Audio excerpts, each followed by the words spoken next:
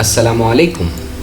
Khatri brothers के channel से एक और accounting video first year commerce के लिए लेकर हाजिर खिदमत हूँ। इस चैप्टर का नाम है स्पेशल जर्नल। स्पेशल जर्नल का बेसिक मकसद ये होता है कि हमारे पास जब फ्रीक्वेंट बार बार मुख्तलिफ कारोबारी वाक़यात ऐसे हो रहे होते हैं कि जो अगर बार बार मेन बुक्स ऑफ अकाउंट्स में रिकॉर्ड कर लिए जाएं तो फिर उनको जनरल लेजर में पोस्ट करने की वजह से लेजर पोस्टिंग बहुत ज़्यादा बढ़ जाएंगी। इसलिए अपने काम के बर्डन को कम करने के लिए स्पेशल जर्नल्स बनाए जाते हैं। जैसे आप जानते हैं कि एक जर्नल का नाम होगा परचेज जर्नल। परचेज जर्नल बनाया जाता है मर्चेंडाइज या गुड्स सामान तिजारत की उधार खरीद के लिए। Purchase return and allowance journal बनाया जाता है उसी उधार खरीदे गए माल में नुक्स या ख़राबी की वजह से उस माल को वापस कर देना, या इसी नुक्स और ख़राबी की वजह से जो कीमत थी उसमें कमी होकर मिल गई, जिसे हम रिबेट या अलाउंस कहते हैं। तो इस चीज़ को भी record purchase return and allowance journal में होगा।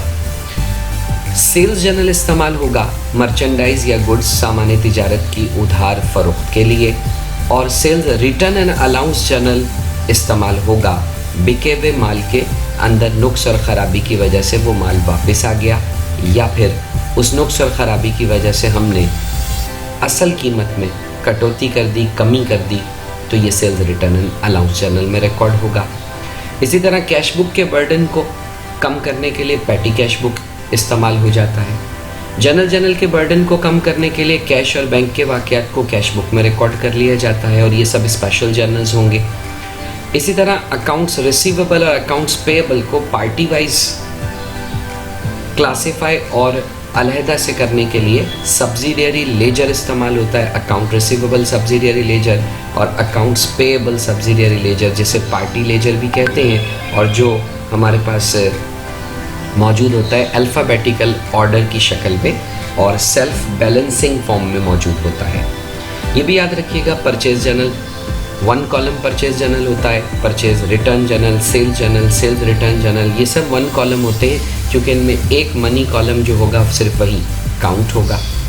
हम ये भी जानते हैं कि परचेज जर्नल और सेल्स जर्नल में इनवॉइस नंबर इस्तेमाल होती है, यानी परचेज इनवॉइस और सेल्स इनवॉइस, जबकि उसके मुकाबले में परचेज रिटर्न जर्नल में डेबिट मेमो या डेबिट नोट इस्तेमाल होता है, क्योंकि हम इसमें अकाउंट्स पेएबल को डेबिट किया करते हैं। तो जब परचेज रिटर्न करेंगे तो हम अगले जिसको माल वापस कर रहे हैं उसे एक नोट भिजवाते हैं कि हमने आपका अकाउंट पेएबल डेबिट कर दिया है। दूसरी तरफ वो शख्स माल वसूल करेगा, उसने माल बेचा होता है, तो वो सेलर क्या करेगा, हमें एक नोट इशू करेगा जो क्रेडिट नोट कहलाएगा या क्रेडिट मेमो कहलाएगा। इसलिए sales return and allowance journal में क्रेडिट मेमो या क्रेडिट नोट यूज़ होता है, क्योंकि वहाँ अकाउंट रिसीवेबल को क्रेडिट करके कम किया जाता है। तो ये वो कुछ तफसीलात थी जिनके बाद हम स्पेशल जर्नल को स्टार्ट करते हैं। स्पेशल जर्नल के नंबर 1 में कहा गया कि journal can be classified into, journal को दर्जे और शोबों में तकसीम किया जाता है। Sales journal and purchase journal, special journal and general journal, sales return journal and purchase return journal, journal and ledger. इसका मतलब है जर्नल को क्लासिफाइड कैसे किया जाता है। तो जर्नल को यकीनी तौर पे क्लासिफाई किया जाता है स्पेशल जर्नल और जनरल जर्नल में, क्योंकि जनरल जर्नल में हम उन वाक़यात को रिकॉर्ड करते हैं जो स्पेशल जर्नल में जगह नहीं पाते। और स्पेशल जर्नल क्या होते हैं, cash book, petty cash book, sale journal, purchase return journal और सेल्स रिटर्न जर्नल। ये अलग अलग किस्म के वाक़यात के लिए डिज़ाइन किए गए। जैसे स्मॉल पेमेंट्स हम पैटी कैश बुक में कर लेते हैं, कैश और बैंक के आने और जाने को हम कैश बुक में रिकॉर्ड कर लेते हैं। Sales journal, purchase return and sales return journal इस्तेमाल हो जाते हैं। तो इन सब वाक़यात को जब स्पेशल जर्नल्स में रिकॉर्ड कर लिया जाता है, फिर जो वाक़यात बच जाते हैं वो जनरल जर्नल में आ जाते हैं। इसका मतलब है ये सब मिलकर जर्नल को क्लासिफाई करके रिकॉर्ड करते हैं। तो right answer special journal and general journal होगा। नंबर 2 में कहा गया which document does the firm use to record the goods sold on credit. कौन सी दस्तावेज़ एक कारोबार इस्तेमाल करता है रिकॉर्ड करने के लिए माल जो उधार पर बेचा जाता है। तो उधार माल को बेचने के लिए कौन सी डॉक्यूमेंट को, कौन सी दस्तावेज़ को इस्तेमाल किया जाता है? Debit note, credit note, purchase invoice या सेल्स इनवॉइस? तो जाहिर सी बात है माल बेचने के लिए आप इनवॉइस यूज़ करते हो, और इनवॉइस कौन सी? सेल करने की। तो राइट ऑप्शन होगा सेल्स इनवॉइस। सब्सिडियरी लेजर यानी झेली मातहत लेजर जो अल्फ़ाबेटिकल ऑर्डर में होता है और जो सेल्फ बैलेंसिंग फॉर्म में होता है, जिसको हम अकाउंट रिसीवेबल सब्सिडियरी लेजर या अकाउंट्स पेएबल सब्सिडियरी लेजर कहते हैं। और जैसे मैंने कहा कि वो सेल्फ बैलेंसिंग फॉर्म में होता है, तो उसमें डेबिट कॉलम होता है, क्रेडिट कॉलम होता है और बैलेंस का कॉलम होता है, यानी मनी कॉलम्स 3 होते हैं, डेबिट, क्रेडिट एंड बैलेंस। अब कहा गया कि सब्सिडियरी लेजर को क्या एक और नाम भी दिया जाता है, 2 column account, control account, 3 column account या मेन अकाउंट। तो जैसे मैंने कहा कि इसमें डेबिट, क्रेडिट और बैलेंसिंग 3 कॉलम होते हैं, तो 3 column account is the right answer. Credit note issue किया जाता है सप्लायर माल फराहम करने वाले की जानिब से, उसे एंटर किस जगह किया जाता है? सेल्स जर्नल में, sales return and allowance journal में, परचेज जर्नल में या purchase return and allowance journal में? तो अभी मैंने थोड़ी देर पहले आपको तफसील दी कि आप sales return and allowance journal में एंट्री बनाते हो, sales return and allowance debit, और अकाउंट रिसीवेबल को करते हो क्रेडिट। तो अकाउंट रिसीवेबल जो आपने क्रेडिट किया, इसकी इत्तला सप्लायर जो है वो इशू करता है बायर को। तो ऐसी सूरत में वो क्रेडिट नोट को कहाँ पर रिकॉर्ड करेगा? Sales return and allowance journal में। तो इसलिए sales return and allowance journal right answer होगा कि क्रेडिट नोट सप्लायर जारी करता है और वो दाखिल किया जाता है sales return and allowance journal में। डेबिट नोट इशू किया जाता है कस्टमर की जानिब से, और वो कहाँ दाखिल होता है? तो यकीनी तौर पर मैंने आपसे बताया था कि जब परचेज रिटर्न होता है तो एंट्री बनती है accounts payable debit, purchase return and allowance credit. तो अकाउंट्स पेबल को डेबिट किया जाता है। तो जब भी कोई शख्स माल ख़रीदा हुआ वापस करेगा, यानी परचेज़ को रिटर्न करेगा, तो ऐसी सूरत में वो अपने सप्लायर को ये इतला देगा कि भाई मैंने आपका अकाउंट्स पेबल डेबिट कर दिया है।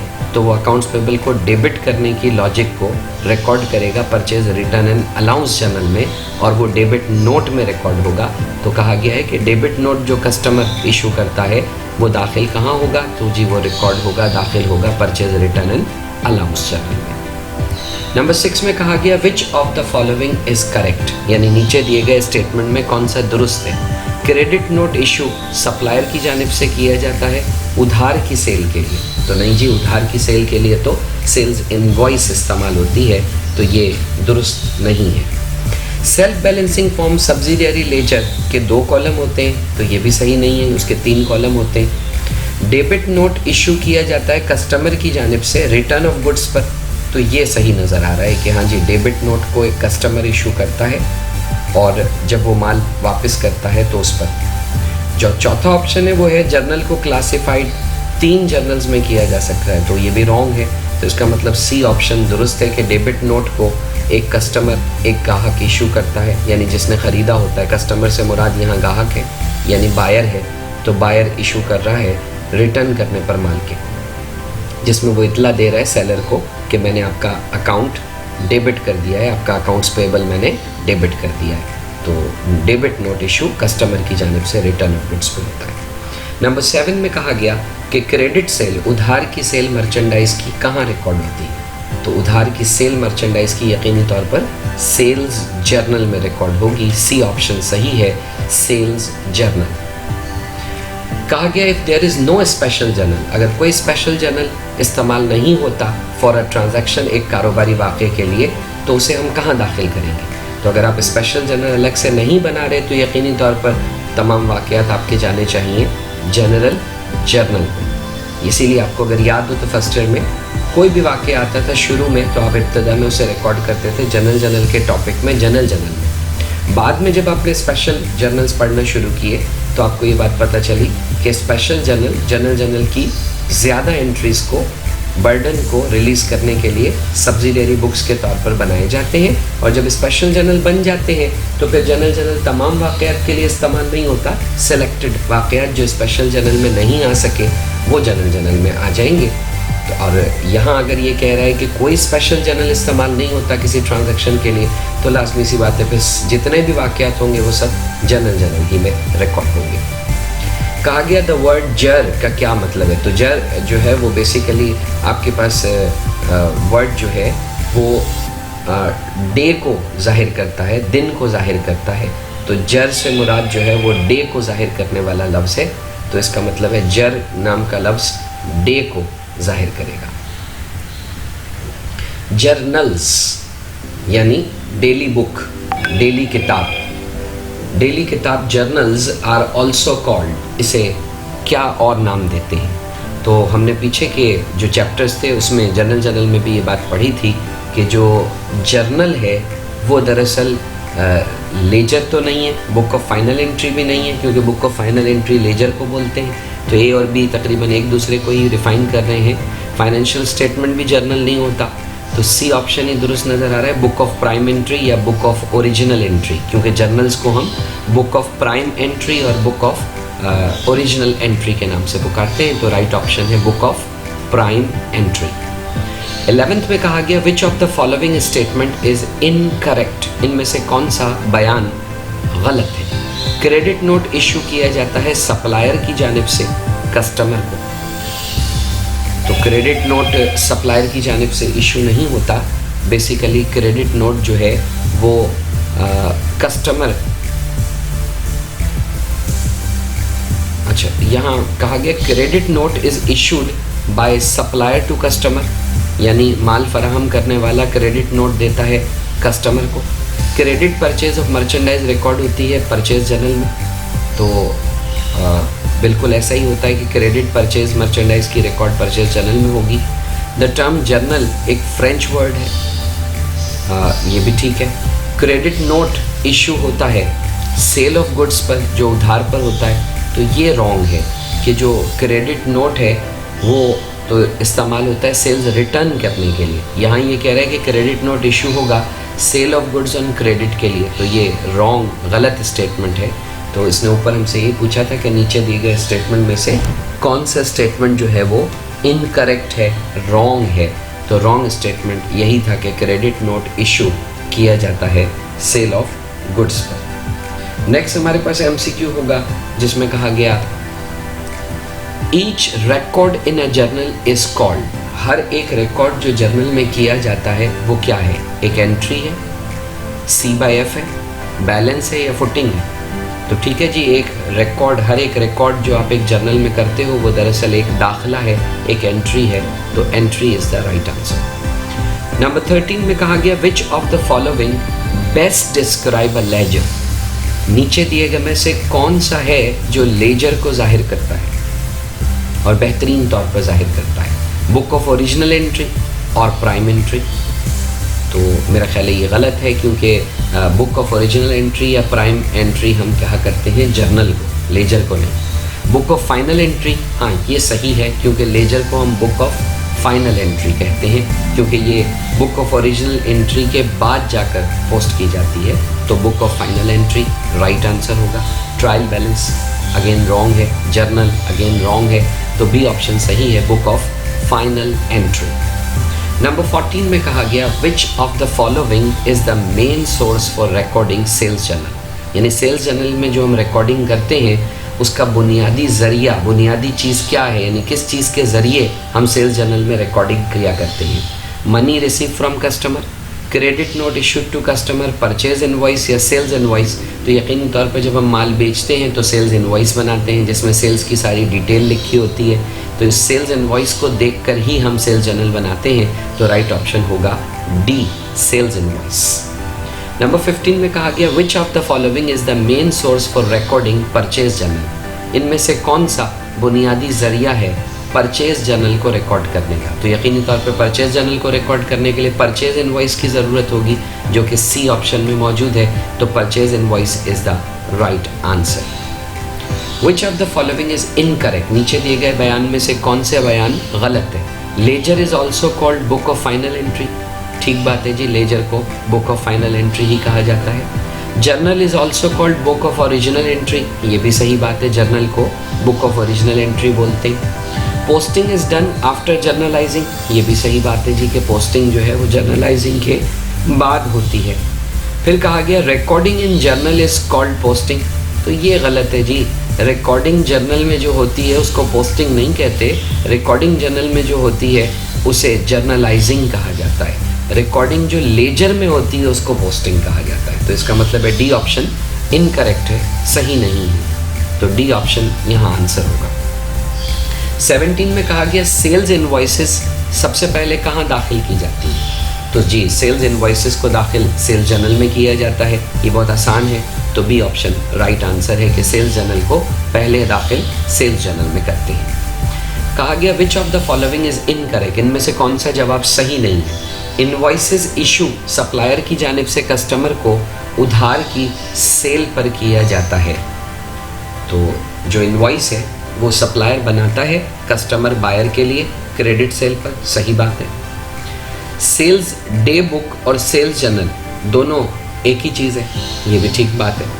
क्रेडिट परचेज मर्चेंडाइज की रिकॉर्ड परचेज डे बुक में होती है, ये भी ठीक बात है कि जी आप उधार का सामान्य तिजारत परचेज जर्नल में ही रिकॉर्ड करते हैं। जर्नलाइजिंग का मतलब होता है पोस्टिंग करना लेजर में, ये गलत है जनाब। जर्नलाइजिंग का मतलब पोस्टिंग नहीं होता, जर्नलाइजिंग का मतलब रिकॉर्डिंग करना होता है जर्नल में, यहाँ ये गलत स्टेटमेंट है डी, तो इसका मतलब है वो हमसे यही पूछ रहा था ऊपर कि इनमें से कौन सा गलत है, तो गलत जो है वो डी है, तो इसका मतलब है डी इस एमसीक्यू का सही जवाब होगा। 19 में कहा गया डेबिट नोट क्या होता है, तो मैंने आपको थोड़ी देर पहले एक्सप्लेन किया था कि डेबिट नोट इस बात का सबूत होता है कि हमने आपका अकाउंट पेबल डेबिट किया है, ये purchase return and allowance journal में रिकॉर्ड होता है, और इसको बेसिकली बायर ख़रीदार इशू करता है अपने सप्लायर को। यहाँ बायर को अगर कस्टमर कहा गया तो कस्टमर यकीनी तौर पर डेबिट नोट इशू करेगा अपने सप्लायर को। नीचे लिखा गया issue by the customer to supplier, issued by the supplier to customer, issued by the employee to employer, issued by the employer to employee, and the right answer is issued किया जाता है customer की जानिब से supplier को। Next credit note क्या होता है, तो क्रेडिट नोट अब उलट बात हो जाएगी कि credit note issued by the customer to supplier, तो ये सही बात है जी, कस्टमर नहीं, issued by the customer to supplier. फिर कहा गया issued by the supplier to customer, तो ये सही होगा, इशूड सप्लायर करता है कस्टमर को क्रेडिट नोट। इसके बाद नेक्स्ट में कहा गया where the issued credit note should be recorded, credit note को कहाँ रिकॉर्ड किया जाता है, तो मैंने आपको थोड़ी देर पहले भी बताया था कि जो आपका sales return and allowance journal होता है उसमें आप एंट्री बनाया करते हो sales return and allowance debit, और अकाउंट रिसीवेबल को करते हो क्रेडिट, तो आप अकाउंट रिसीवेबल क्रेडिट कर चुके हैं इस बात की इत्तला भिजवाते हो लोगों को, तो वो अकाउंट रिसीवेबल को क्रेडिट करने का क्रेडिट नोट कहलाता है, और ये यकीनी तौर पे दाखिल होता है sales return and allowance journal में। तो नीचे पाए गए ऑप्शंस के अंदर D option sales return and allowance journal में रिकॉर्ड होगा क्रेडिट नोट। 22 में कहा गया परचेज जर्नल को क्या चीज़ डिफाइन करती है, containing supplier account, containing supplier subsidiary ledger, a list of cash purchase और a list of credit purchase, तो सही आंसर होगा कि a list of credit purchase, यानी हम इसमें उधार की खरीद को लिस्ट करते हैं, दर्ज करते हैं, तो राइट आंसर है a list of credit purchases. 23 में कहा गया which of the following is a special journal, इनमें से कौन सा स्पेशल जर्नल है, journal ledger, sales day book, subsidiary ledger या बैलेंस शीट, तो सेल्स डे बुक जो है वो यकीनी तौर पर आपका स्पेशल जर्नल है, तो राइट आंसर है सेल्स डे बुक। फिर कहा गया record of each customer is shown by, record हर एक कस्टमर का कहाँ दिखाया जाता है, यानी हर एक कस्टमर के नाम के हिसाब से जो उसका दाखिला रिकॉर्ड होता है वो कहाँ दिखाते हैं, कंट्रोल अकाउंट रिसीवेबल लेजर में, कंट्रोल अकाउंट पेबल लेजर में, सब्सिडियरी अकाउंट रिसीवेबल लेजर में या सब्सिडियरी अकाउंट्स पेबल लेजर में।